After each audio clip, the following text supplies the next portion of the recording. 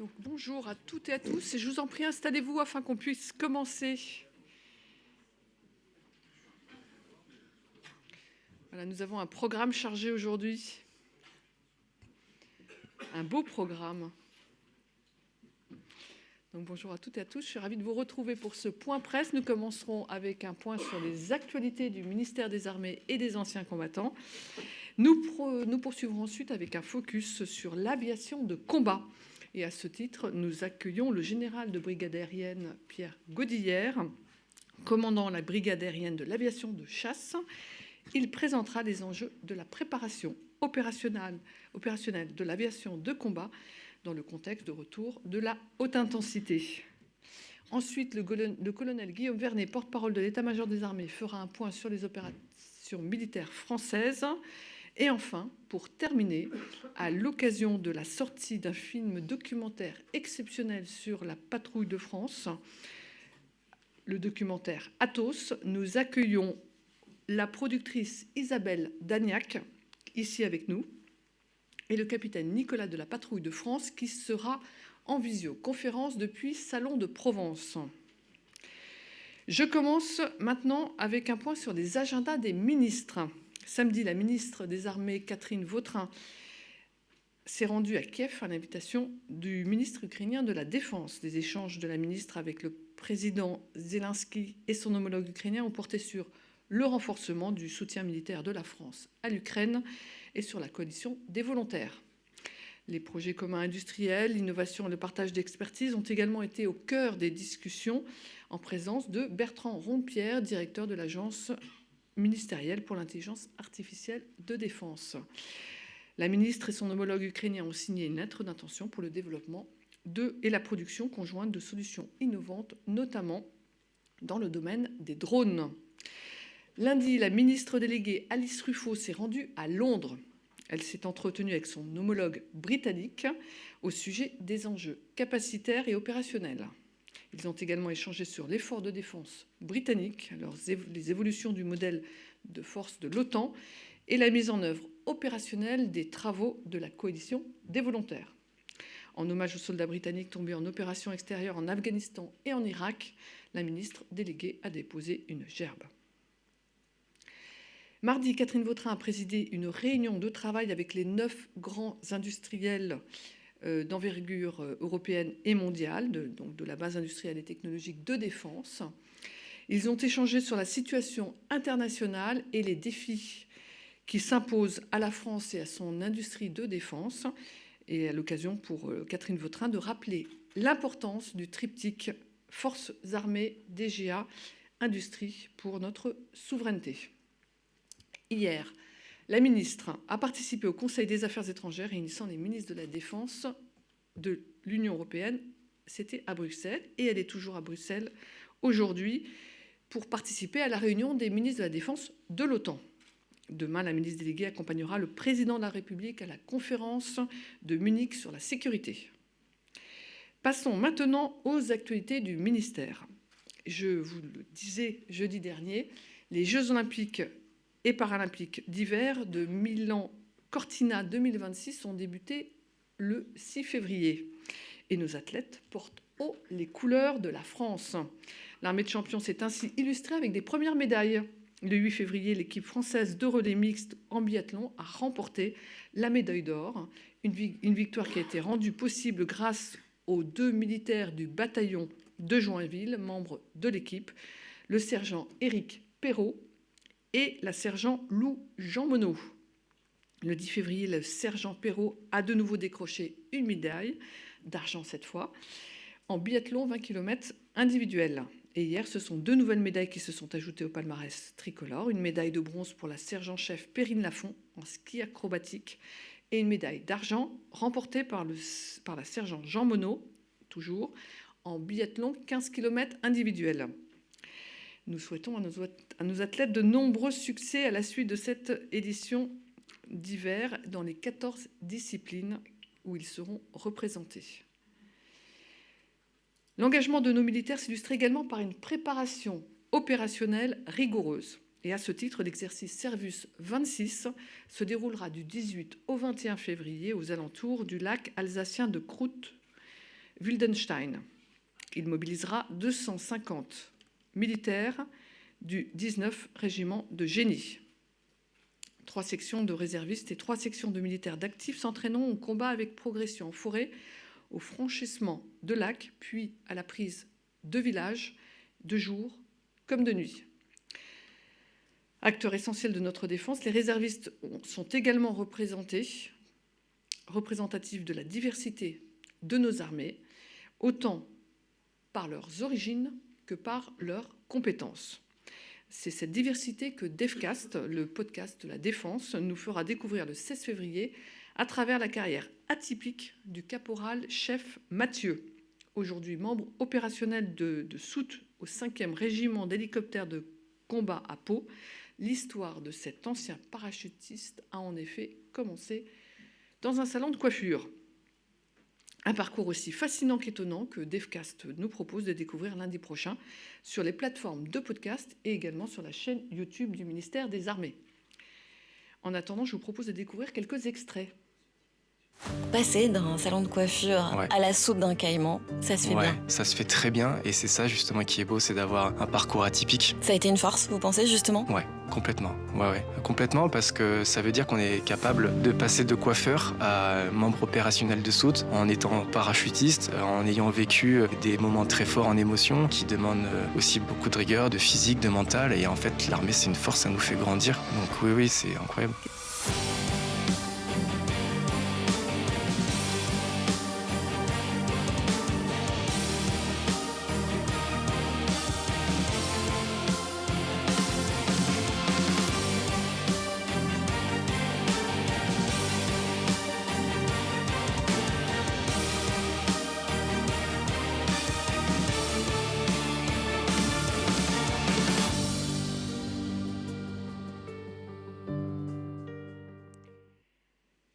Alors, pour accomplir leur mission, nos forces peuvent compter sur les unités de la brigade de maintenance de l'armée de terre, essentielle à la bonne marche des opérations. La brigade invite justement les médias ce 16 février sur le camp des Garrigues à Nîmes, à l'occasion d'une journée de démonstration de ses savoir-faire et de ses matériels. La brigade présentera ses capacités de commandement, de protection et de réaction rapide, des compétences qui sont indispensables au maintien en condition opérationnelle des matériels terrestres de nos forces. Vous pourrez ainsi assister à différentes manœuvres, comme la mise en œuvre d'un poste de commandement, la mise en place d'une garnison de combat pour tenir une emprise dans un contexte de haute intensité, ou encore le déploiement, dans un temps réduit, de matériel destiné à la maintenance lourde. Si vous souhaitez vous accréditer, n'hésitez pas à vous rapprocher du CIRPATER. Ceci conclut nos actualités.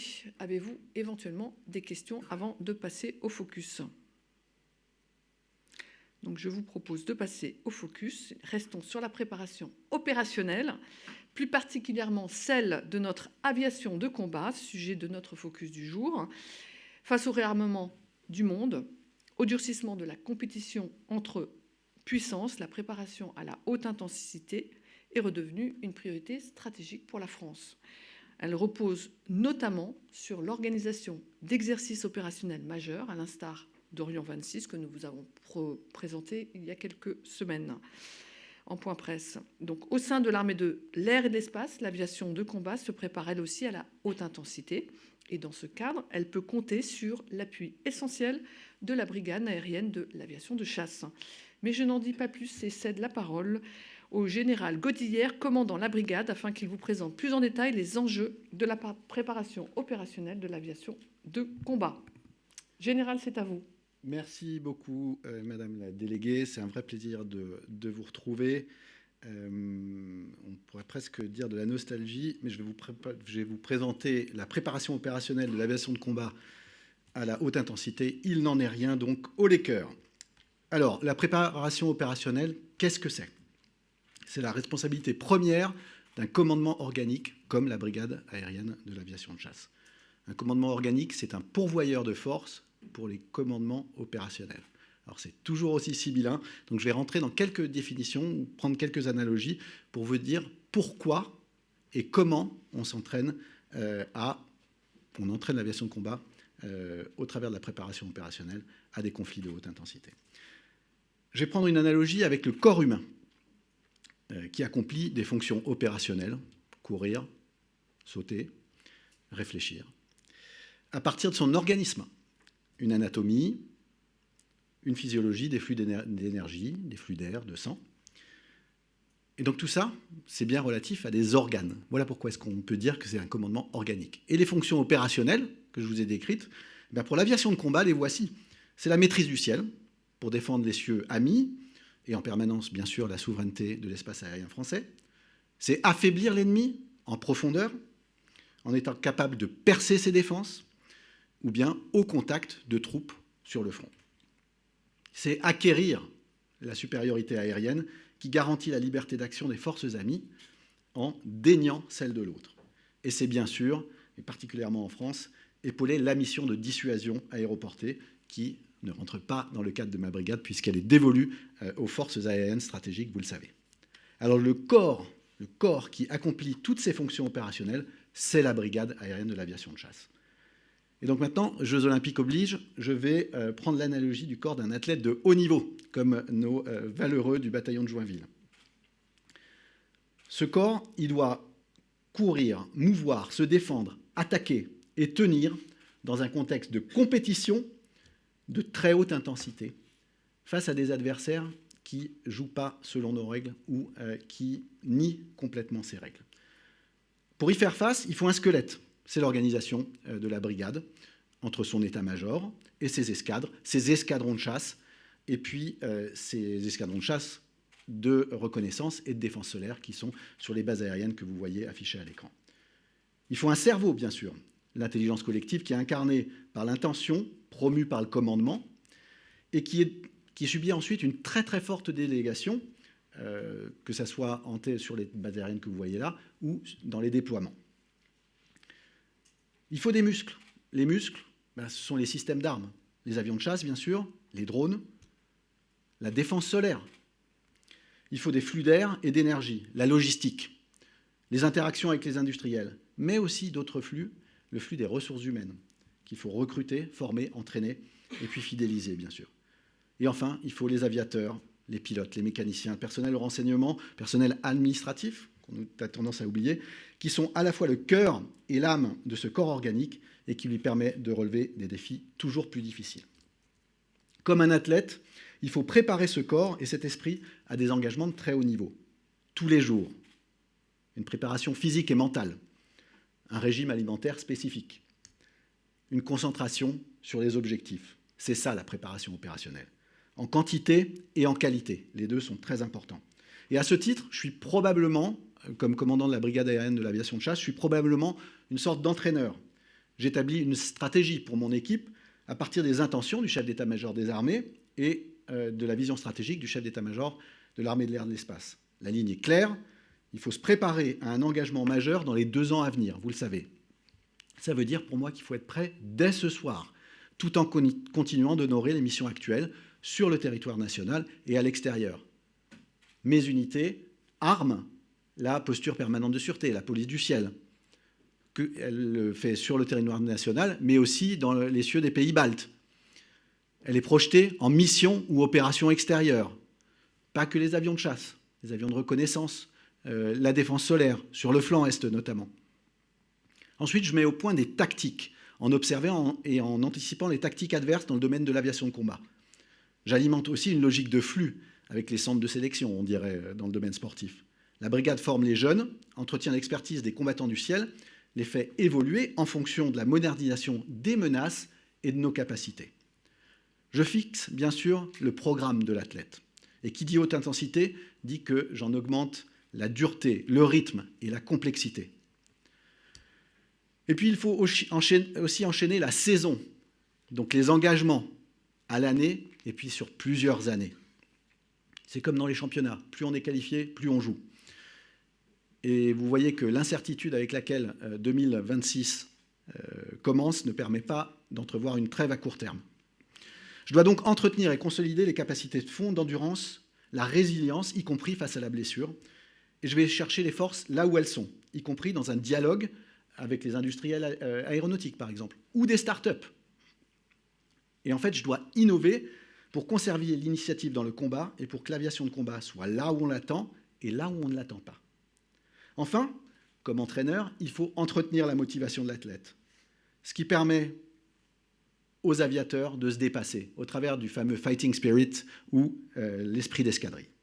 Alors, à quoi ça ressemble, cette préparation opérationnelle d'athlètes de haut niveau? Je vous propose un petit film et puis on en parle juste après. Sharko 41 sur nose, clear to shoot at Toshio order. Sharko 41 in hot. Clear the hot. Mission est effectuée.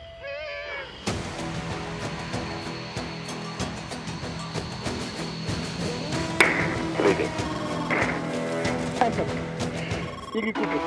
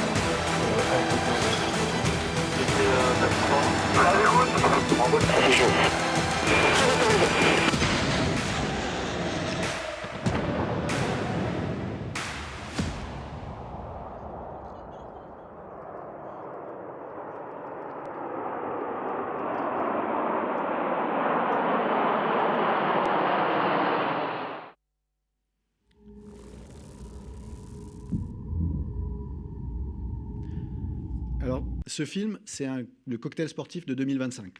C'est un sprint et en même temps, c'est un combat de boxe. Derrière ces images que vous voyez sont des heures de vol, sont des heures de préparation, des heures de combat aérien, de travail au sol avec les spécialistes du renseignement, de la guerre électromagnétique. Sont des heures de briefing et de débriefing. Tous les vols des avions, tous les tirs, tous les missiles, bombes tirés ou simulés sont systématiquement rejoués, analysés finement. Chaque heure de vol ou de solaire, comme vous avez vu, ce sont des heures de maintenance, de mise en configuration en fonction de l'armement désigné, de préparation des avions à l'aube et d'accueil au retour des vols de nuit. Ce sont des années d'expérience qui passent de main à main dans les cockpits et dans les ateliers. Ces heures de vol et d'entraînement sont aussi un investissement conséquent que l'on doit valoriser en permanence. On ne s'entraîne jamais pour rien. Tout découlage, toute mission est valorisée. Ce n'est pas de l'art pour l'art. Vous allez entendre cette expression très souvent dans ma bouche. D'où un système de formation et d'entraînement qui est mis au point par la brigade, particulièrement robuste et fouillé, qui recherche à la fois l'excellence, la standardisation, le tout dans un rythme très soutenu. Si j'avais le temps, je pourrais faire de chacun d'entre vous, ici présent dans la salle, un pilote de chasse. Sauf que ça se fait en un temps imparti.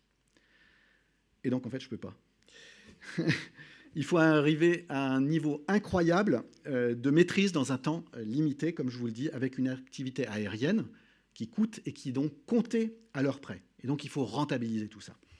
Dans l'optique de cette valorisation permanente, le fait d'avoir rassemblé toutes les composantes de l'aviation de combat dans la même brigade permet d'en exploiter les synergies.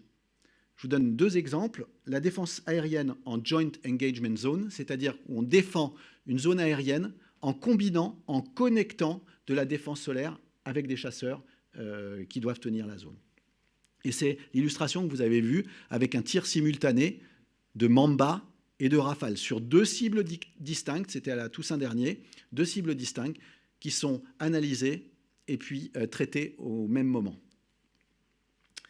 Ou bien, au contraire, en exploitant la force qu'on peut opposer, la défense solaire contre la chasse, par exemple. Donc c'est tout à fait intéressant.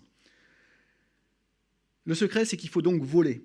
La complexité de ces missions nécessite un sens aéronautique extrêmement pointu, de l'aisance, de l'accoutumance, de la maîtrise. Voler de jour comme de nuit, en très haute altitude ou en très basse altitude dans les vallées, dans le brouillard, sous la neige, en consolidant les basiques du vol et en éprouvant les plus complexes des tactiques aériennes. 180 heures, vous le savez, ce chiffre, c'est un minimum. Le but n'est pas le vol pour vol. l'aviation de combat, ce n'est pas un aéroclub de luxe, même si j'adore les aéroclubs qui participent d'ailleurs à nos entraînements, notamment ceux de la police du ciel. Mais le but de tout ceci, tout ce que vous avez vu, c'est de faire réaliser une mission de guerre, beaucoup de missions de guerre, avec des destructions d'objectifs aériens et au sol. Et donc il faut tirer. C'est ce que vous avez vu aussi sur les images, des campagnes de tir. Il faut tirer de l'armement réel pour pouvoir faire mouche à coup sûr en opération. Il faut savoir tirer sur la chasse adverse, de loin, sur les drones, de près, tirer au mètre près en milieu urbain, sur des infrastructures au sein duquel l'illumination laser, là aussi vous l'avez vu sur les images, elle peut se perdre. Tirer au profit de troupes prises en embuscade, et donc imbriquées avec l'adversaire. Tirer à distance sur un objectif militaire alors que le signal satellite est brouillé, etc., etc. Ce n'est pas un sport de masse. Là encore, ce n'est pas de l'art pour l'art. Les armements et les modes d'action sont nombreux.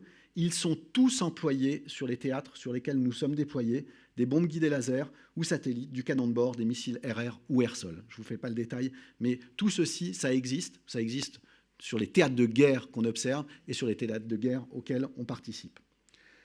Alors bien sûr, il y a la simulation qui est très importante, avec des avantages indiscutables dont nous profitons et que nous développons beaucoup. La simulation, c'est un prérequis, c'est un démultiplicateur de force que nous pratiquons de plus en plus. Nous avons de la simulation connectée entre les différentes bases aériennes, entre les différentes escadres, et nous avons aussi de la simulation massive en réseau, entre les différentes composantes aériennes. Mais ça ne remplace pas les heures de vol ni les tirs réels. Est-ce que vous accepteriez, par exemple, de vous faire opérer par un chirurgien qui a été formé que sur simulateur, et puis qui va vous dire, ben, ça va bien se passer, c'est la première fois que j'opère en vrai, que je touche un corps humain, mais j'ai une super formation sur simulateur. Voilà, métier opérationnel.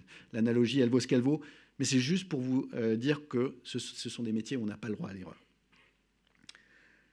Au-delà de la technicité, il faut intégrer ces expertises dans une optique globale, dans un contexte stratégique incertain, mais dont certaines tendances se dégagent. C'est le rôle des exercices de niveau de brigade, où mon état-major entraîne, met sous pression et évalue les fonctions opérationnelles et techniques de l'aviation de chasse dans une optique de conflit de haute intensité. Et c'est la diapo qui s'affiche, les exercices de pierres précieuses ou semi-précieuses pour les spécialistes. C'est vraiment ce qui incarne la préparation opérationnelle intégrée, en connectant toutes les composantes de l'aviation de chasse et en connectant tous les effecteurs, du pilote à l'opérateur, aux techniciens, des acteurs étatiques aux acteurs privés. Les tendances qui sont évaluées et puis testées et stressées au travers de ces exercices, alors j'ai quatre substantifs et 4 infinitifs. Les tendances que, à chaque fois, je veux voir au devant de la scène, c'est l'agilité, la létalité, la résilience et l'ouverture. Et les infinitifs, c'est durcir, adopter, innover, durer et connecter. Depuis 1 an, nous avons augmenté. L'année dernière, je vous avais parlé de l'exercice Émeraude. Je vous fais grâce de ce qu'il y a écrit là, sur la base aérienne de Luxeuil, qui mettait en pression, sous pression, les Mirage 2000-5. Vous vous rappelez, maximiser la disponibilité pour faire face à 1 semaine d'attaque de la zone au-dessus de Luxeuil. Voilà. Et où ils étaient vraiment allés chercher des méthodes innovantes, où ils étaient allés chercher une disponibilité maximale et un rythme de l'escadron qui avait permis de remplir cette mission. Eh bien, depuis 1 an, pour le plus grand plaisir des escadres, nous avons augmenté la difficulté et la rusticité de ces exercices, en même temps que nous avons augmenté le degré d'initiative et d'ouverture à l'innovation. C'est une bijection entre ces deux mondes. Si vous durcissez, il faut donner plus d'initiative. Et c'est ce qu'on appelle aussi, ce qui est contenu dans la gestion du risque opérationnel. La planche ici, que vous pourrez consulter, elle vous montre en fait la progressivité et la complémentarité des thématiques que nous testons à chaque occurrence de ce type d'entraînement. Encore une fois, ce n'est pas pour le plaisir. Nous identifions des objectifs d'entraînement et nous les testons. Et nous réinjectons le retour d'expérience de l'exercice précédent dans celui d'après. L'objectif commun à tous, c'est de maximiser la disponibilité des équipements et des équipages, et des opérateurs et des techniciens, bien sûr, pour les engager. Toutes les composantes de la brigade y passent. Saphir pour la chasse, Saphir pour la défense solaire, les escadres de Mirage 2000, les escadres de Rafale. Nous combinons aussi ces fameuses mises sous tension avec de l'agilité opérationnelle, le fameux French Agile Combat Employment, qui est une doctrine développée par l'OTAN, d'agilité, de déploiement sur des terrains extérieurs auxquels nous souscrivons évidemment complètement. Mais il faut s'y entraîner. Et la synthèse de tout ce que je viens de vous décrire, c'est le dernier exercice en date, qu'on a appelé Topaz, qui a eu lieu il y a 2 semaines, et qui consistait à disperser des avions de chasse sous très court préavis. Je les ai appelés le mardi matin à 8 h. Il faut 20 avions en l'air. Il y a la base aérienne de Mont-de-Marsan va subir une attaque dans la journée. Et donc, il faut soustraire notre potentiel de combat à la menace. Premier thème. Deuxième thème, dès le lendemain, vous conduisez à un raid de rétorsion avec des missiles de croisière. Et le surlendemain aussi, à partir de terrains déployés partout. Et donc, ils ont réussi 20 avions sur 4 bases aériennes différentes, dont une base de régénération, l'atelier industriel aéronautique de Clermont-Ferrand, qui s'occupait de la réparation des dommages de combat, par exemple, on peut imaginer, ou d'avions qui allaient bientôt rentrer en chantier et qu'on a fait décoller quand même pour soustraire à la menace.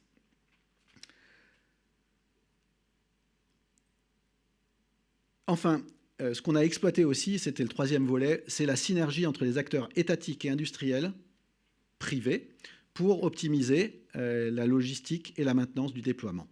Alors cette collaboration, sous quelle forme elle s'est traduite? C'est l'exploitation de la donnée déjà. On se déployait bien sûr pendant la guerre froide ou même après, ces exercices ne sont pas nouveaux de se déployer sur d'autres bases aériennes. En revanche, d'exploiter la donnée pour optimiser les lots de déploiement, identifier les avions bêtes de course qui vont faire le raid le lendemain ou le surlendemain à partir de données techniques, de données d'ordre de vol, de données de maintenance, avec des applications ou des applicatifs d'intelligence artificielle, de traitement, et puis d'identifier tout ça avec l'aide de l'industriel, ça c'est vraiment une première. On a fait aussi, on a conduit de la télémaintenance, on a essayé de la télémaintenance, du temps réel, au travers de cette collaboration. Et ce qu'il faut vous dire, c'est que, outre l'entraînement des pilotes de chasse aux missions complexes, Topaz a été un exercice de synthèse du maintien en conditions opérationnelles, le maintien en conditions opérationnelles, donc la maintenance, qu'on transforme en passant d'un MCO de contrat, qui sont toujours là et qui sont très importants, à un MCO de combat, où on va vraiment chercher les coins de domaine et dont on a besoin, qui entraîne finalement la chaîne technico-opérationnelle à accélérer la décision, moderniser les outils, fédérer et orienter les acteurs et les actions dans un contexte sous pression d'un conflit de haute intensité. Ça tombe bien, juste après Topaz, on a enchaîné directement, et Mont-de-Marsan notamment, sur Orion 26, à qui profite la disponibilité technique et l'excellence opérationnelle générée et acquise durant Topaz.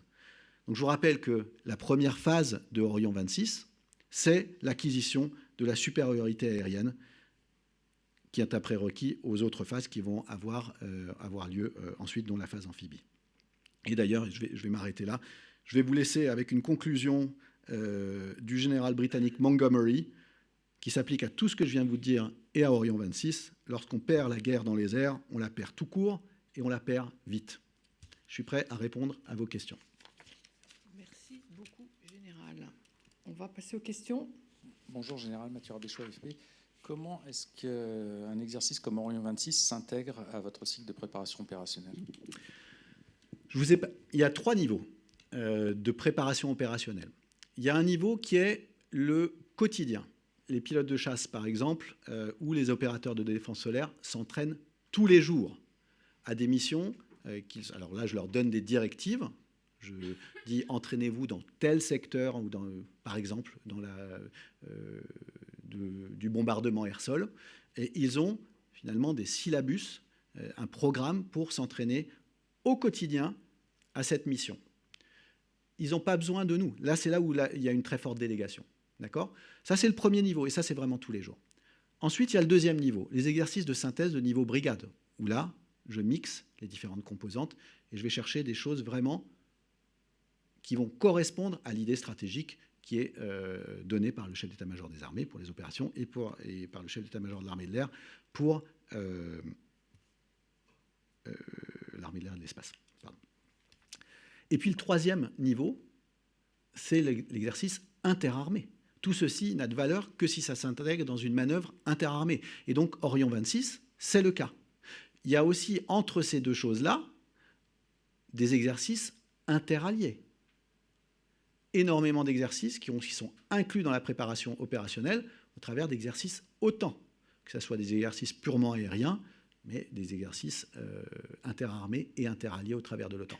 Tout ceci, c'est intégré dans la préparation opérationnelle et c'est valorisé. Ça fait bien sûr partie de tout ceci. Mais pour arriver au niveau requis à ce genre d'exercice de synthèse, il faut avoir un entraînement quotidien qui est du ressort des unités, des escadrons de chasse ou de défense solaire ou de reconnaissance. Est-ce que ça répond à votre question ? Au regard des missions et des contrats de l'armée de l'air avec et un format limité, est-ce que vous arrivez à conduire à remplir tous ces contrats de préparation quotidienne? Autrement dit, est-ce que les pilotes ont le nombre d'heures de vol nécessaire pour à la fois conduire des missions, je sais pas, de défense aérienne, de bombardement air-sol, etc., etc. En fait, la préparation opérationnelle, c'est pour servir les opérations. Donc la question, elle ne se pose même pas. Oui, bien sûr, ils sont au rendez-vous des opérations. C'est là où il y a... On va dézoomer. Je n'arrête pas les opérations pendant un an pour les préparer opérationnellement. C'est la logique de flux dont je vous parlais tout à l'heure. C'est qu'en parallèle de la préparation opérationnelle, il y a des opérations, des missions réelles, que ce soit en France, la permanence opérationnelle, ou bien à l'extérieur, du Levant au flanc Est. Sont les mêmes qui effectuent des rotations. Ces pilotes, ces opérateurs de défense solaire en Roumanie, par exemple. Ils effectuent des rotations. Et puis, il faut former les jeunes aussi. Et donc, c'est ça, c'est un flux.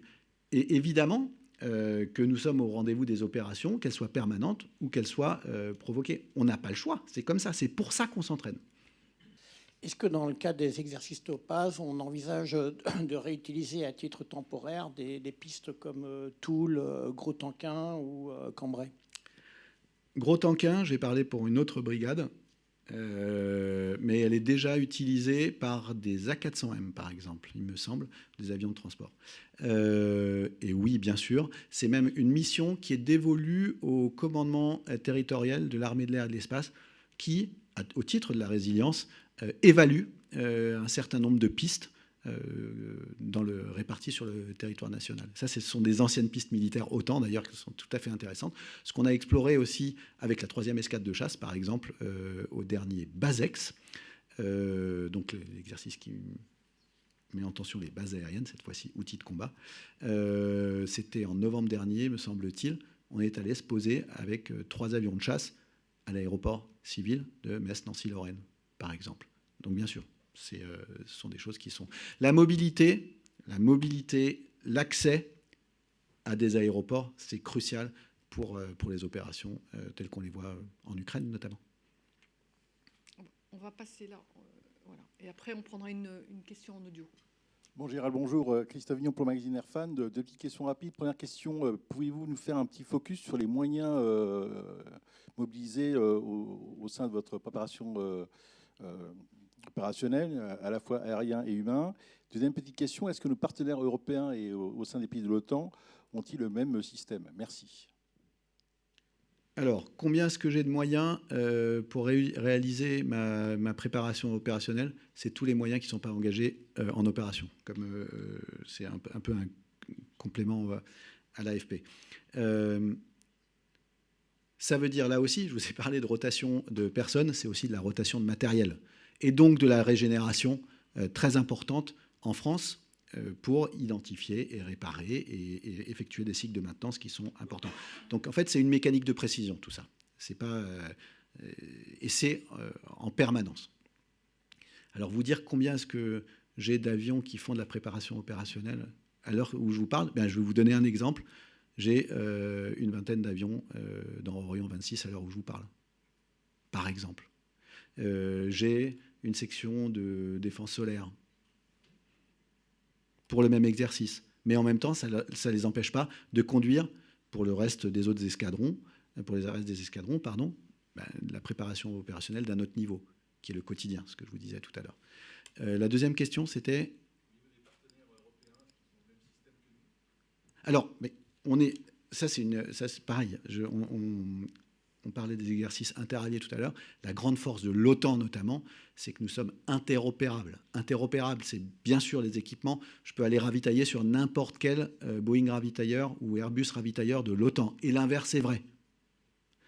Mais c'est surtout l'interopérabilité des procédures. En combat aérien, on parle la même langue. Quand on désigne une cible à une patrouille alliée, c'est la même langue que les mêmes mots-codes que ce qui se passe dans nos cockpits. Quand nous faisons de l'appui aérien pour des troupes au sol, je vois des gens de l'armée terre aussi dans l'assistance, ils peuvent appeler des avions alliés, quels qu'ils soient, ou des avions français. La méthodologie, la phraséologie, l'armement est connu, standardisé. Et donc c'est une grande force. C'est une grande force. Il n'y a qu'une alliance comme ça dans le monde. Si, nous avons une question en audio. Question de Laurent Larcher pour La Croix. Quelles leçons tirez-vous de la guerre en Ukraine, en particulier pour la place des avions de combat? J'ai 8 heures. C'est une question qui est abyssale, mais qu'on regarde tous les jours, Monsieur Larcher. La première leçon, je vais vous en donner 3, comme ça on se limitera en temps. La première leçon, je vous parlais de supériorité aérienne tout à l'heure, c'est que en l'absence de campagne aérienne, en amont des hostilités, l'agression russe s'est faite sans véritable campagne aérienne telle qu'on aurait pu l'entendre, notamment dans l'OTAN. Vous arrivez assez vite à un conflit qui s'enlise parce qu'il n'y a pas d'avantage décisif dans les airs. C'est-à-dire que vous contraignez la liberté d'action d'une armée comme de l'autre. D'accord ? Ça, c'est vraiment d'où l'importance de la maîtrise du ciel, encore une fois, et c'est vraiment pas nouveau, depuis Verdun. Ça, c'est la première leçon qu'on tire. La deuxième leçon qu'on tire, c'est la mobilité. C'est que quand ils décollent, pour les avions de combat notamment, ils ne se reposent pas forcément là où ils avaient décollé. Pourquoi ? Parce que, à cause de la transparence du champ de bataille, les mouvements sont de plus en plus connus, et bien vous offrez une surface de vulnérabilité qui est exploitée immédiatement par l'adversaire. Et puis, la dernière leçon, pas leçon, observation, et qu'on s'applique, c'est l'arrivée massive, croissante, j'allais dire de drones, mais de tout ce qui transite dans la 3e dimension. Les drones de toute taille, des drones qui s'apparencent à des armes de longue portée, de très longue portée, des missiles balistiques, etc., etc. Et tout ceci, ça se traite par de la défense solaire et par des avions de combat. Les avions de combat en Ukraine tirent sur des drones et ils peuvent tirer sur des missiles également. Et ça, c'est des choses qui sont nouvelles. Maintenant, elles ne sont plus nouvelles, c'est quand même depuis 2022, et sur lesquelles on se penche véritablement, notamment au travers de nos entraînements et notre préparation opérationnelle. Une quatrième leçon, c'est l'intégration défense solaire, aviation de combat d'une manière générale. Celui qui arrive déjà à ne pas tirer sur son ami et à combiner l'action dans les airs ou vers les airs, il a un avantage tactique, voire stratégique, qui est indubitable. Merci. Nous avons une question de Nicolas Barotte. Nicolas Barotte, Figaro.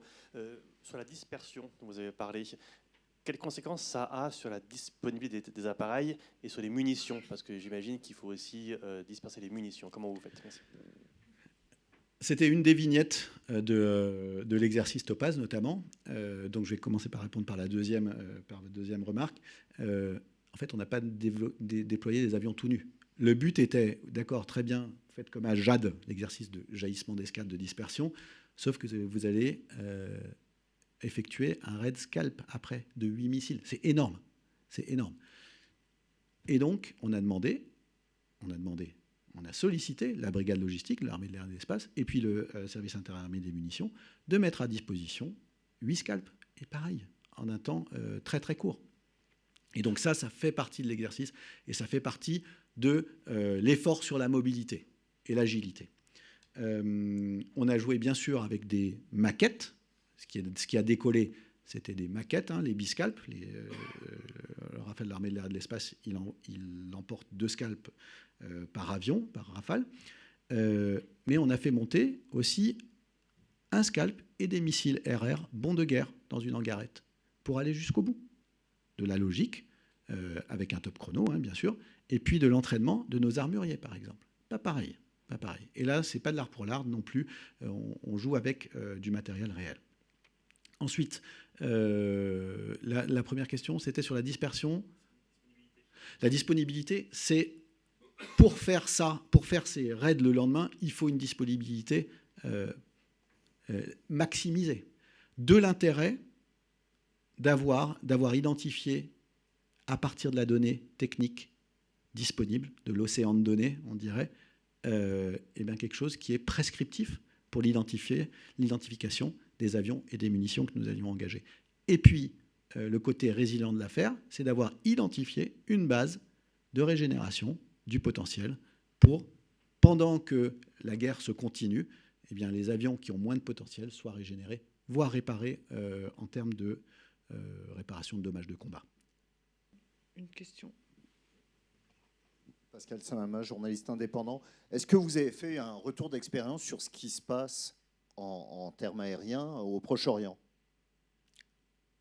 Oui. Et quel est-il, enfin, quelles leçons vous en tirez? La même chose que pour l'Ukraine? Jusqu'à l'Asie, voire jusqu'aux Amériques. L'évidence, c'est le retour de la puissance militaire aérospatiale. Elle fait partie de tous les conflits que vous pouvez, et à toute échelle, que vous pouvez décrire, ce que vous avez dit, et encore une fois sur tous les continents que je viens d'évoquer.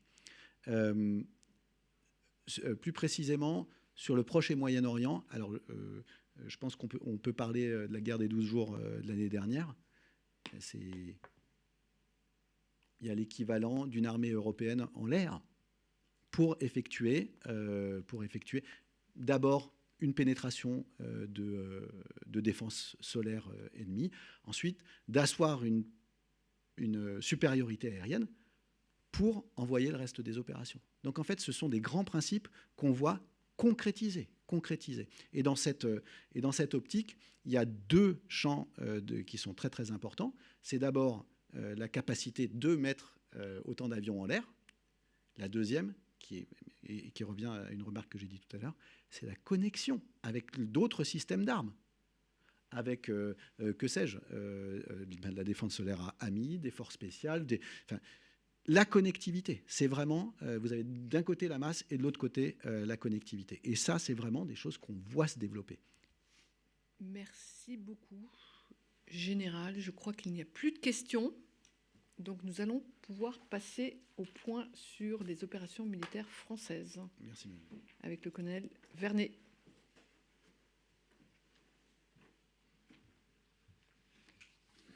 Merci Madame la Directrice, bonjour à tous et à toutes. Nous allons commencer traditionnellement ce tour des opérations par l'Europe où les armées françaises engagent l'ensemble de leurs composantes pour contribuer à la sécurité du continent sur son flanc oriental. Alors en Estonie tout d'abord, le sous-groupement tactique interarmes, le SGTIA, achève sa participation à l'exercice Winter Camp. Aux côtés de ses partenaires estoniens et britanniques, le SGTIA français a pu démontrer sa maîtrise de l'emploi des drones et de la manœuvre d'infanterie dans un milieu particulièrement abrasif, avec des températures qui atteignent les moins 25 degrés. Les unités ont conduit des phases de déploiement tactique, de combat interarmes et de coordination des appuis, intégrant pleinement les capacités de renseignement et de surveillance au plus près du contact.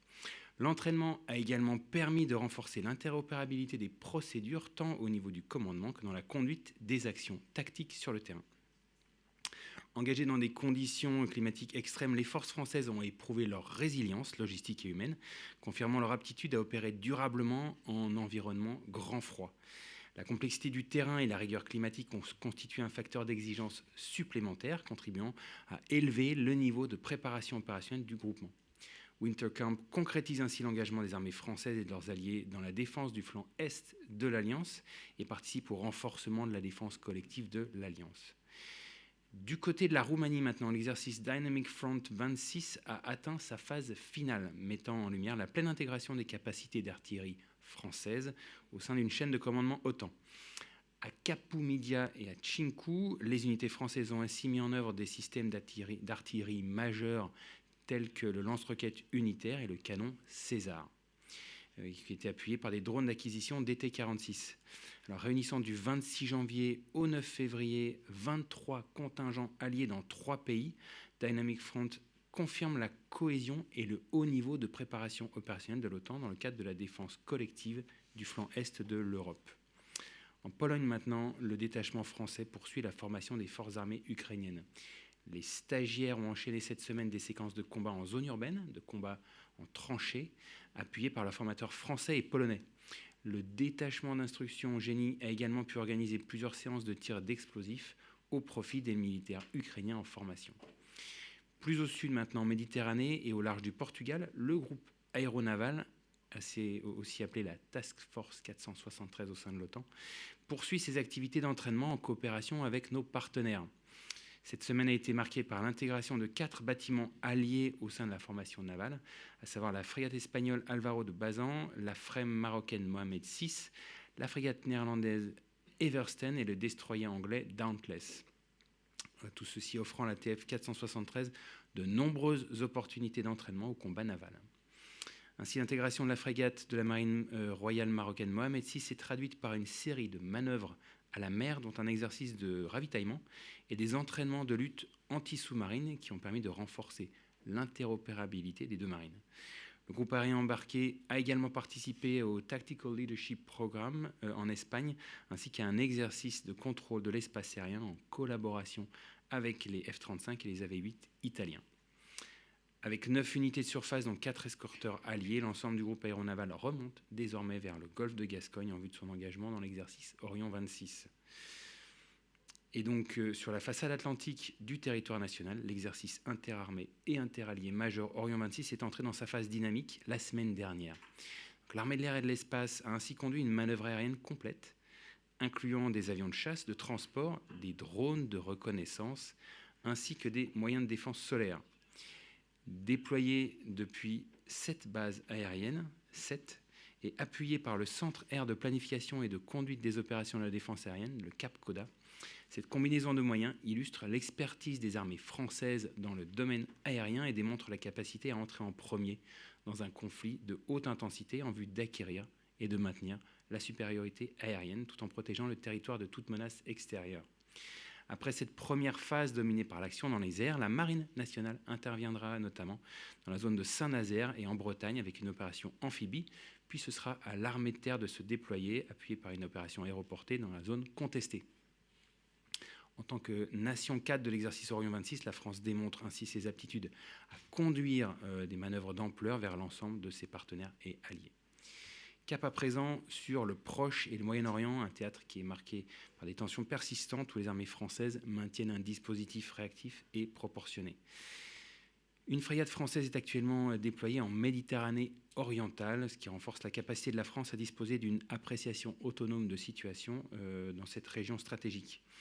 À l'occasion de son passage à Beyrouth, le bâtiment de la Marine nationale a conduit un exercice de recherche et de sauvetage en mer en coordination avec le Centre conjoint de coordination des opérations de sauvetage, donc le JRCC de Beyrouth, qui a récemment mis en service, qui a été récemment mis en service, et ainsi qu'avec les forces armées libanaises, les FAL. À travers cette coopération maritime, la France concentre son effort sur le champ d'action de l'État en mer et demeure pleinement engagée dans l'accompagnement des projets visant à renforcer la sécurité et la sûreté maritime au Liban. Toujours au Liban, au sud du Litanie, la Force Commander Reserve, la FCR de la FINUL, la force intérimaire des Nations Unies au Liban, a engagé une compagnie dans l'opération Akou 4, conduite dans la région de Kafra et Haris. Pour cette mission, la compagnie d'infanterie finlandaise de la FCR a été appuyée par une section du génie français. Et pendant 3 jours, la force a mené des opérations de fouilles et des patrouilles conjointes au cœur de la zone d'opération, aux côtés d'une section du 5e régiment d'intervention des FAL. Ces actions ont permis d'identifier d'anciennes caches du Hezbollah et de contrôler des grottes précédemment utilisées à des fins de stockage, confirmant qu'elles ne sont plus actives. En parallèle de tout ça, la FCR poursuit les actions de partenariat militaire opérationnel au profit des FAL, notamment dans le domaine du génie où une quinzaine de stagiaires a achevé une formation portant sur la détection et la neutralisation de mines. Dans le ciel irakien, maintenant, les Rafales engagés sur l'opération Chamal ont réalisé 13 sorties aériennes entre le 29 janvier et le 5 février dans le cadre de l'opération Inherent Resolve depuis la base aérienne projetée au Levant. Certaines d'entre elles ont été effectuées dans le cadre du concept Partner Nation Integration au profit de l'entraînement des contrôleurs de défense aérienne irakiens. Profitant aussi de la défense de l'A400M, de la présence de l'A400M stationnée aux Émirats Arabes Unis, les militaires de la base aérienne projetée au Levant ont également réalisé des exercices de posée d'assaut de jour et de nuit, dans l'objectif de renforcer leur capacité de réaction et de projection rapide dans un contexte régional dégradé. En Irak, le 4 février, un nouveau détachement de la Task Force Lamassu, composé de près d'une centaine de militaires français, est arrivé sur le camp de Taji pour poursuivre la formation des soldats irakiens, illustrant la pérennité du partenariat franco-irakien dans le domaine de la formation militaire. Dans le Golfe arabo-persique, maintenant, une frégate multimission et un avion de patrouille maritime Atlantique 2 poursuivent leur patrouille de surveillance. Le 31 janvier, la FREM a conduit un exercice de recherche et de sauvetage avec le concours d'un A400M stationné sur la base aérienne 104 aux Émirats Arabes Unis, démontrant l'excellence de la coordination interarmée dans un environnement complexe. En Arabie Saoudite, l'exercice multinational Spears of Victory s'est conclu la semaine dernière, construit autour de scénarios de haute intensité, élaborés par le Saudi Air Warfare Center. Cet entraînement auquel ont participé 4 Rafales français a permis aux équipages d'évoluer dans des conditions proches du combat réel, couvrant l'ensemble du spectre des opérations aériennes. Clôturé par un rassemblement des nations partenaires, il confirme pour la 3e année consécutive l'engagement des armées françaises auprès de leurs partenaires, renforçant leur interopérabilité et leur crédibilité opérationnelle dans la région. Passons à la Corne de l'Afrique où la France poursuit son engagement aux côtés de Djibouti dans le cadre du TCMD, donc le traité de coopération en matière de défense. Du 2 au 8 février, les Mirage 2000-5 et 2000D des FFDJ ont effectué 14 sorties aériennes. Ces missions s'inscrivent dans le cadre de la défense de l'espace aérien djiboutien et contribuent au maintien en conditions opérationnelles des équipages. En Afrique de l'Ouest, maintenant, les armées françaises demeurent engagées aux côtés de leurs partenaires afin de soutenir l'effort de stabilisation régionale. Au Gabon, le sous-groupement tactique Tandem 2601 poursuit son engagement au profit des élèves de l'École nationale de formation des officiers de Mandilou, l'ENFOMA. La formation combat en forêt vise à renforcer les capacités de commandement des futurs chefs de section appelés à opérer en milieu équatorial dans un contexte marqué notamment par la lutte contre la criminalité environnementale. Parallèlement, plusieurs détachements d'instruction opérationnelle, donc des DIO, sont conduits afin d'accompagner la montée en puissance des forces partenaires. Dans le domaine du génie, une formation récemment achevée a permis de consolider les compétences nationales en matière de déminage et de lutte contre les engins explosifs improvisés. En milieu maritime, un DIO a débuté cette semaine au profit d'une trentaine de fusiliers marins gabonais, renforçant les savoir-faire nécessaires aux interventions en mer et contribuant directement à la protection de l'espace maritime national. Un DIO tireur de précision a également été initié au bénéfice de la garde républicaine, tandis qu'une formation dédiée à la sécurité routière vise à améliorer les capacités d'intervention et de contrôle de la police nationale. Ces actions traduisent une coopération pragmatique et durable, orientée vers l'autonomie et l'efficacité opérationnelle des forces partenaires. On passe au golfe de Guinée où un patrouilleur de haute mer, un PHM, poursuit sa participation à l'opération Corimbe de lutte contre la piraterie et les trafics illicites.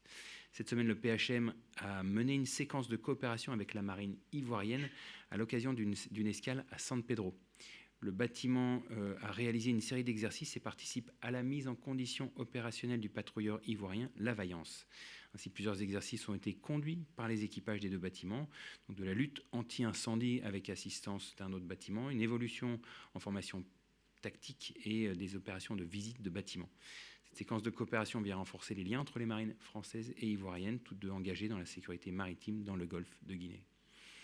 À Madagascar, maintenant, à la suite du passage du cyclone Fitia dans la région de Majinga, le gouvernement malgache a formulé une demande d'assistance humanitaire internationale. Une coordination étroite a été établie entre les armées, le Centre de crise et de soutien, le CDCS, du ministère de l'Europe et des Affaires étrangères, et la plateforme d'intervention régionale de l'océan Indien. Cette coopération a permis de rassembler dans des délais très courts plusieurs tonnes de fret humanitaire. Les forces armées de la zone sud de l'océan Indien ont assuré l'intégralité de la manœuvre logistique depuis le conditionnement du fret jusqu'à son acheminement par voie aérienne militaire les 7 et 8 février.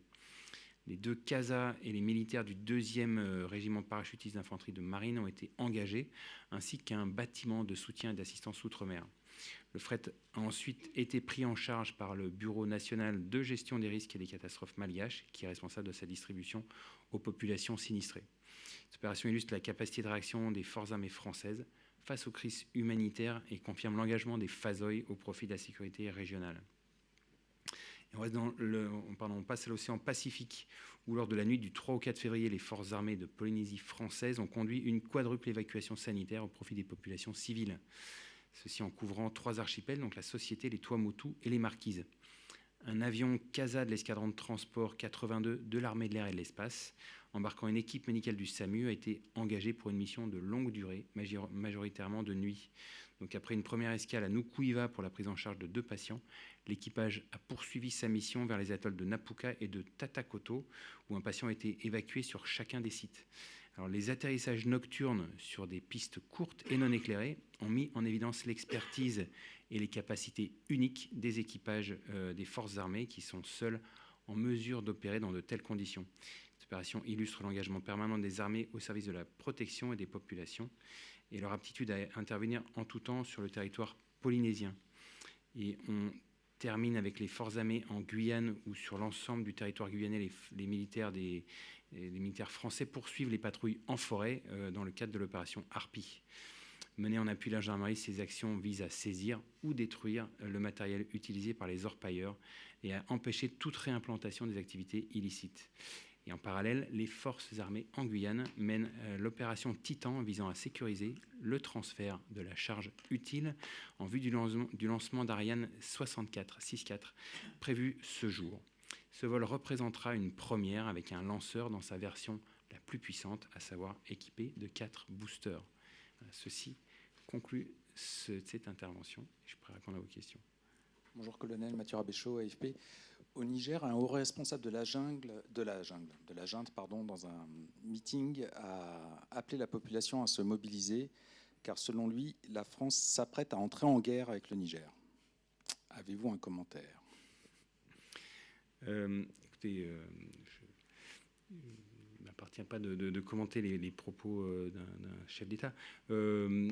Il s'agit là manifestement plutôt d'une guerre informationnelle et je ne sais pas qui il cherche à persuader. En tout cas, il n'est aucunement question d'intervention française au Niger. Donc j'en fais un démenti officiel si c'est nécessaire.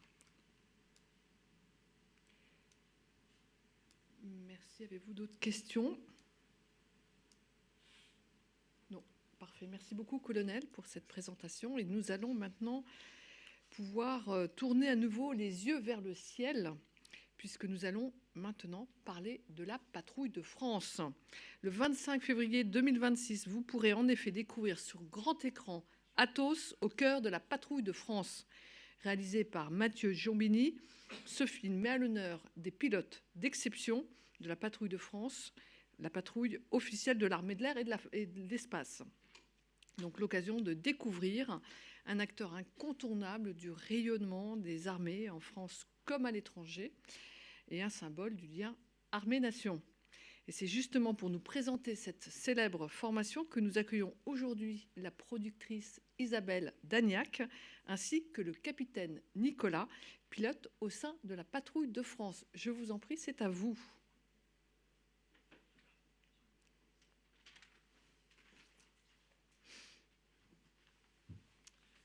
Bonjour, merci Madame la déléguée.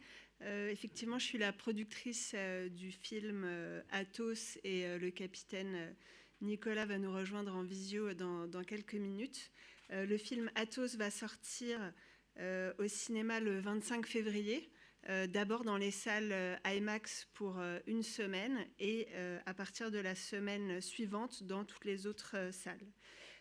Pour ce film, on a suivi les pilotes de la patrouille de France pendant 1 an, d'octobre 2024 à octobre 2025. Et c'est la première coproduction avec IMAX. IMAX, pour ceux qui ne le savent pas, c'est les salles de cinéma les plus grandes au monde. Et on en a une trentaine, on a la chance d'en avoir une trentaine en France. Et donc pour ça, il a fallu tourner en IMAX avec des caméras spécifiques en très haute résolution pour un résultat qui est vraiment exceptionnel. Ce qu'on voulait faire, nous, c'était un film grand spectacle, familial, qui plaise autant aux connaisseurs qu'au grand public qui découvre cet univers. Et l'objectif, évidemment, c'était aussi de capter le réel. Je pense qu'on savait, en faisant ce tournage, qu'on allait trouver l'excellence, mais ce qui nous a surpris, ce qu'on a découvert pendant le tournage, finalement, c'est autre chose. On a découvert un monde où il faut échouer beaucoup avant de réussir, où on nomme les erreurs et on les analyse pour pouvoir faire mieux, où le travail collectif peut permettre vraiment de grandes réalisations et où il faut croire en ses rêves. Ça peut sembler un peu naïf, mais c'est le cas. C'est un monde dans lequel on croit vraiment en ses rêves d'enfant. Et au-delà du spectaculaire, ce film est devenu un film humain, inspirant, touchant. Et je vous propose d'en découvrir la bande-annonce. La patrouille de France, c'est une tour Eiffel qui vole à 700 km/h. On fait l'acrobatie, on met des fumées, mais c'est qu'un prétexte pour parler de valeurs. Et ça me renvoie vers ce que c'est pour nous que d'être français.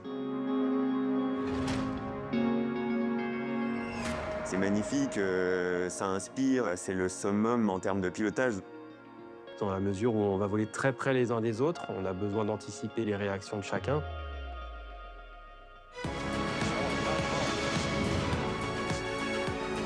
De voir des avions qui s'agitent tout autour de vous vous met une pression supplémentaire. Ma marge de manœuvre, c'est 50 cm devant, 50 cm derrière.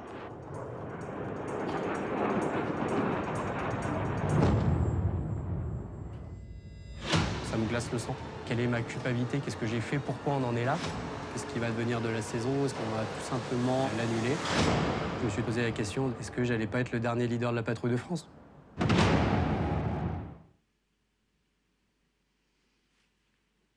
Bon, là, c'est une version très courte de la bande-annonce pour vous donner une idée. Donc, comme vous le savez et comme vous le voyez, l'année, elle a été marquée par un grave accident. Et ce qu'on retient, je crois, dans le film, c'est comment les pilotes, en fait, vont faire face et se relever et poursuivre leur mission. À ce moment-là du film, nous, si vous voulez, on est en milieu de tournage. C'est important parce que je pense qu'à ce stade, le lien de confiance était essentiel pour pouvoir continuer à raconter leur histoire.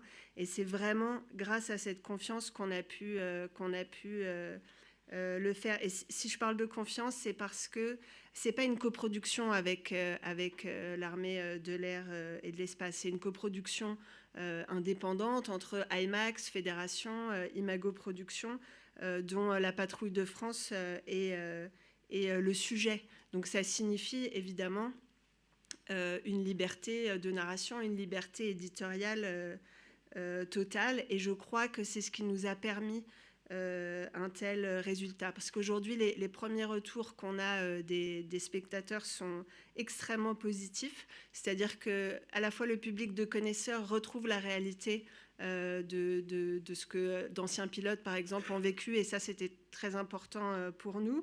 Et d'un autre côté, le grand public ressort bouleversé du film et surpris du niveau d'émotion ressenti au-delà du caractère spectaculaire. Et pour moi, personnellement, je pense que le film, au-delà des considérations politiques, un peu à la manière des grandes rencontres sportives, rend fier d'être français. Et que c'est un sentiment positif dont les gens ont envie et qu'ils ont envie de ressentir et que ça fait du bien. Voilà. Et je vais laisser donc la parole à Michtou, au capitaine Nicolas, qui devrait nous rejoindre en visio et qui a donc vécu l'année avec nous pendant le tournage. Bonjour, vous m'entendez bien? Nous vous entendons parfaitement bien. Merci beaucoup, capitaine. Bonjour, mon général, mesdames, messieurs, bonjour. Je suis le capitaine Nicolas, Atos 9 et pilote remplaçant de l'équipe 2026. Alors, comme le disait Isabelle, ce que vous allez voir dans le film, c'est pas seulement des images spectaculaires de la patrouille de France. Ça va au-delà de ça, c'est surtout l'humain, ce qu'il y a derrière nos casques, derrière nos uniformes, et les émotions que nous avons pu ressentir et qui ont été très justement retranscrites tout au long de la saison 2025. Ce que le public va découvrir finalement dans le film Atos, ce sont des choses simples en réalité, hein. C'est la fraternité, l'exigence et cette confiance absolue dans celui ou celle qui vole à nos côtés. À la patrouille de France, notre force, elle ne repose pas sur la technicité. Alors évidemment, cette technicité, elle est indispensable à notre métier, hein, vous le verrez dans le film, mais ce qui fait vraiment la différence, c'est l'esprit d'équipe. L'esprit à travailler ensemble, avancer ensemble, et aussi, et c'est encore une chose que vous verrez dans le film, à savoir se relever ensemble. Dans l'armée de l'air et de l'espace, chaque pilote de chasse reçoit une formation d'excellence. Le général Godillard vous en parlait d'ailleurs il y a quelques instants. Techniquement, n'importe quel chef de patrouille de l'armée de l'air et de l'espace a le niveau pour intégrer la patrouille de France. Ce qui va faire la différence, ce n'est pas la technique, on va plutôt choisir une personnalité qui est capable de s'intégrer à l'équipe déjà en place, qui va être capable de transmettre sa passion et de contribuer à maintenir ce lien armée-nation qui nous est cher. En tant qu'ambassadeur, nous représentons l'armée de l'air et de l'espace, et plus largement les armées françaises. Nous sommes la vitrine des femmes et des hommes qui servent au quotidien et souvent loin des projecteurs. Donc notre rôle, c'est surtout de les représenter. Parce que derrière chaque mission, il y a une chaîne humaine avec des mécaniciens, des contrôleurs, des communicants. Il y a plein de métiers et chacun a un rôle indispensable à la réussite de nos missions. Au fond, les messages de ce film, ils sont simples. C'est qu'il n'y a pas de rêve inaccessible, j'en suis vraiment la preuve. Et que l'excellence, elle n'est pas réservée à quelques-uns, elle se construit simplement dans le temps long, par le travail, par la cohésion et par la confiance. Et que la véritable richesse de notre institution, finalement, c'est surtout celles et ceux qui vont nous rejoindre et écrire la suite de cette belle histoire. Donc voilà, si ce film, il peut inspirer les jeunes, certains jeunes peuvent se reconnaître dans ces valeurs d'engagement, de fraternité, de dépassement de soi, alors nous, les Atos, on aura pleinement rempli notre mission. Et spoiler alerte pour terminer, pilote de chasse, c'est vraiment le plus beau métier du monde. Merci de m'avoir écouté. Merci beaucoup, capitaine. Merci beaucoup, madame. Je vous propose de passer aux questions. Bonjour à vous deux. Christophe Villon pour le magazine Airfan. Petite question toute simple. Pourquoi déjà le titre Atos, même si on sait que c'est effectivement les codes des pilotes de la PAF. Et puis, il y a déjà eu certains documentaires qui ont été faits, je crois, en 2023 pour les 70 ans de la PAF. Qu'est-ce que vous apportez de plus? Merci. Vous avez répondu, je pense, à la question du titre Atos. À la fois, il y a cet indicatif radio, c'est comme ça qu'ils s'appellent entre eux. Et puis, sans doute que ça renvoie aussi... on n'en a jamais parlé ensemble d'ailleurs, mais sans doute que ça renvoie aussi à cet imaginaire autour des mousquetaires et de l'unité et du travail d'équipe. Et la deuxième question, pardon? Ah, qu'est-ce qu'on apporte de plus?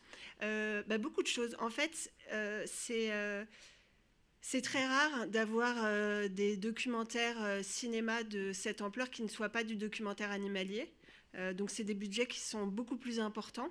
Il y en a vraiment pas beaucoup, hein. Dans la salle, vous aurez vu que de l'animalier.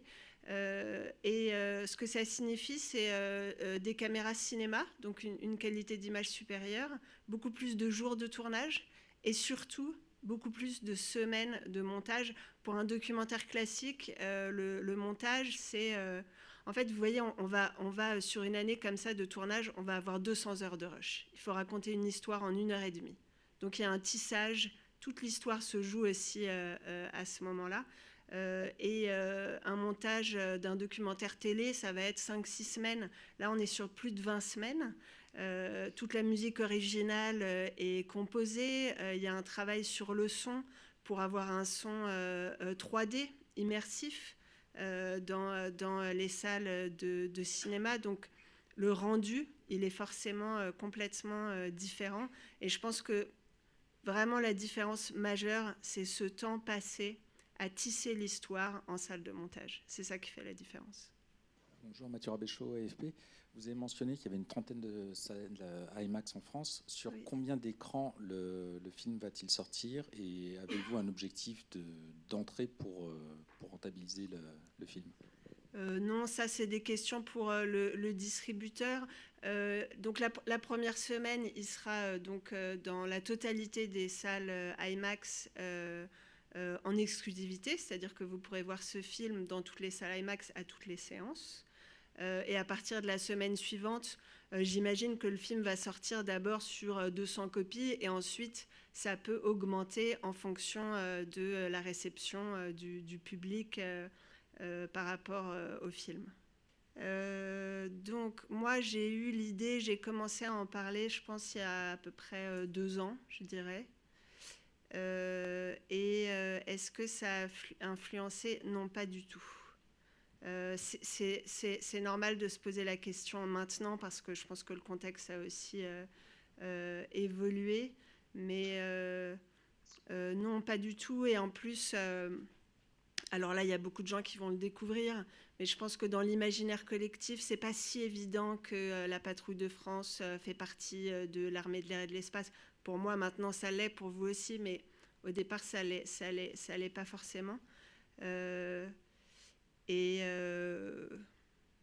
Moi, mon métier, c'est de raconter des histoires et de faire du cinéma, donc c'est pas politique, même si dans les films, dans les livres, il y a parfois des messages qui sont politiques, mais le film est indépendant. Christophe Villon pour Airfan toujours. Première petite question rapide. Je voulais aussi savoir, est-ce que vous évoquez la sélection des pilotes qui font partie de la PAF? Parce que je crois qu'il y a des réunions entre eux pour voir effectivement si on intègre un nouveau pilote. Je crois que c'est trois nouveaux pilotes chaque saison. Ensuite, est-ce que vous mettez aussi en avant les défis de la maintenance de nos chers Alpha Jet qui datent de 81? Voilà, merci. Non et non. Voilà. En fait, on suit vraiment l'intégration des Schtroumpfs, des 3 nouveaux, de leur premier jour jusqu'à la DER de l'année suivante. Ça devient nos personnages. Vous verrez en découvrant le documentaire qu'on est très loin du reportage, des news. On est vraiment sur une narration de film. Et donc, le sujet de la maintenance des avions, etc., en fait, il ne faisait pas partie, nous, de l'histoire qu'on racontait au quotidien. Merci beaucoup. D'autres questions? Non? Écoutez, s'il n'y a plus de questions, je vous encourage à aller le 25, je crois, février, dans un IMAX pour visionner ce magnifique documentaire. Je vous souhaite une très belle fin de semaine à toutes et à tous et nous vous donnons rendez-vous la semaine prochaine. Ça sera le 20 février, vendredi 20 février, exceptionnellement.